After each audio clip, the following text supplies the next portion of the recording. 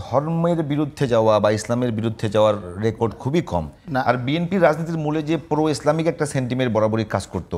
আমার প্রশ্নটা হলো প্রশ্নটা এরকম যে আপনারা কি চেষ্টা করছেন যে বিএনপিকে যে প্রো ইসলামিক সেন্টিমেন্টের মানুষগুলো ভোট দিচ্ছিল সেই জায়গাটা আপনারা নিতে যাচ্ছেন এরকম, বা আপনার চলে এসছে আপনাদের কাছে? এখানে রহমতুল্লাহ ভাই যে কথা বলছেন যে বিএনপিকেই মানুষ, ইসলামপন্থী মানুষ এবং ধর্মপ্রাণ মানুষ ভোট দিয়ে আসছে। হ্যাঁ, ঠিক আছে, কথা বাস্তব। বিএনপিকেই এতদিন বেশিরভাগ ধর্মপ্রাণ মানুষ, ইসলামপন্থী মানুষ ভোট দিয়ে আসছে, ঠিকই তো আছে।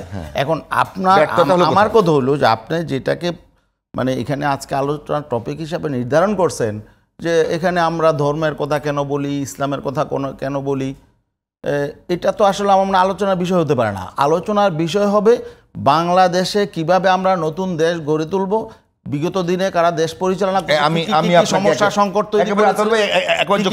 সংকট তৈরি করেছে এটা।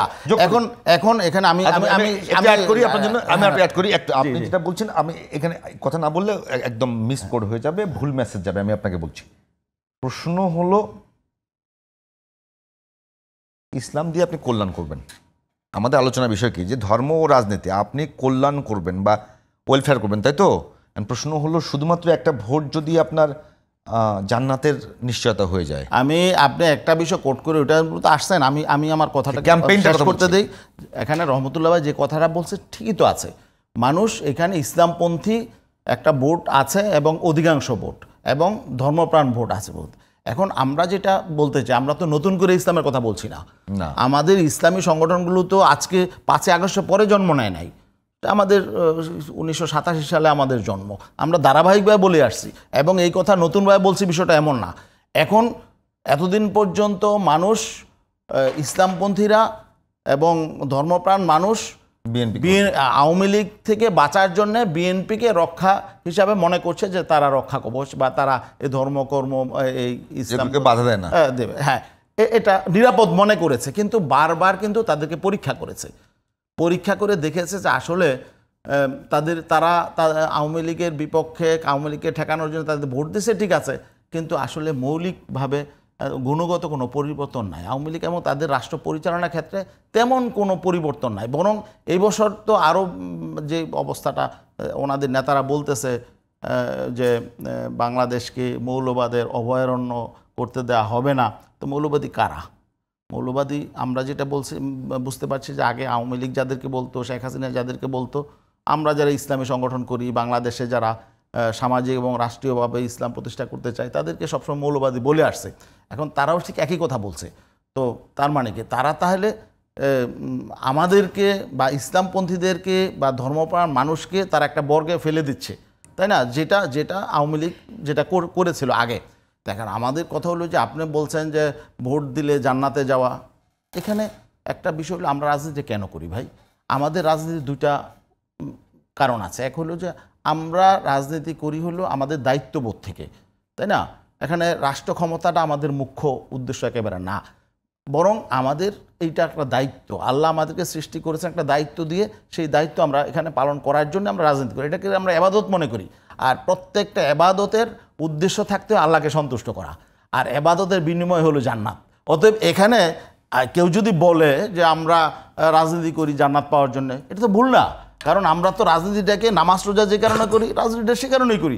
এই জন্যই দেখবেন ইসলামী আন্দোলন বাংলাদেশ, আমি আমাদের দলের কথা বলতে পারি যে 1987 জন্ম নিয়েছে। এই পর্যন্ত একজন আমাদের দলীয় প্রতীকে একজনও এমপি যায় না পার্লামেন্টে। তারপরেও আমাদের নেতাকর্মীদের কোনো হতাশা নাই এবং এমপি হইতে হবে, মন্ত্রী হইতে হবে, এই জন্য যেনতেনভাবে কারো পিছনে গিয়ে তারা জোটবদ্ধ হয় না। কেন?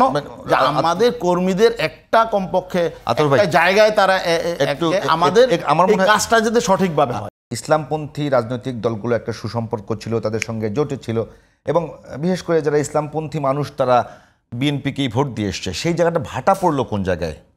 না, বিএনপিকে তো আমরা দেখেছি দীর্ঘদিন, তাই না? এবং পরপর না হলেও কমপক্ষে 3-4বার তারা ক্ষমতায় ছিল। এখন বিগত 53 বছর রাষ্ট্রটা যেভাবে চলেছে, মানুষ কিন্তু আর চায় না সেই রাজনীতি সেভাবে চলুক, চায় না।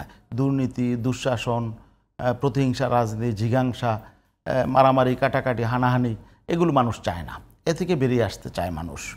তো এই জন্যেই মানুষ বিকল্প চায়। বিগত দিনে যে 3টা রাজনৈতিক দল দেশ চালিয়েছে, বিএনপি, জাতীয় পার্টি এবং আওয়ামী লীগ, এদের তো মানুষ দেখেছে এবং একবার না কয়েকবার দেখেছে। তো এখন তারা আবার নতুন করে কি দিবে?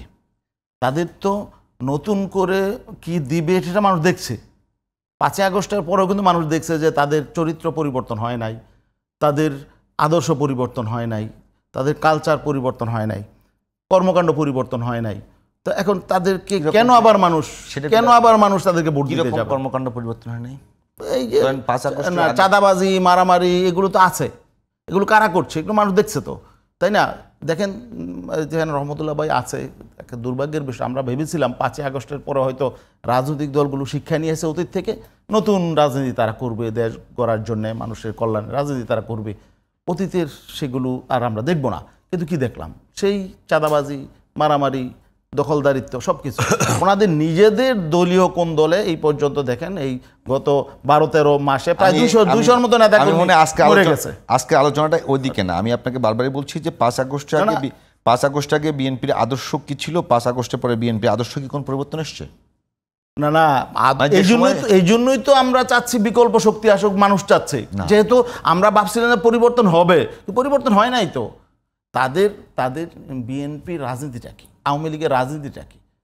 সেটা হলো যে আসলে আদর্শিক কোনো বয়ান তাদের নাই। তাদের কর্মীরা বেঁচে থাকে চাঁদাবাজির উপর।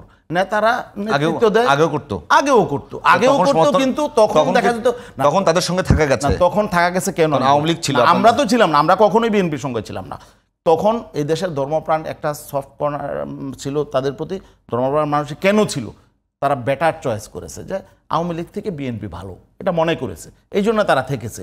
এটা এই জন্য না যে বিএনপি একমাত্র ভালো দল, অতএব তাদের, হ্যাঁ, তারা উপায় না দেখে তাদের সাথে ছিল। একটা বড় একটা বিপদ থেকে বাঁচার জন্য ছোট বিপদকে সাথে নিয়েছে।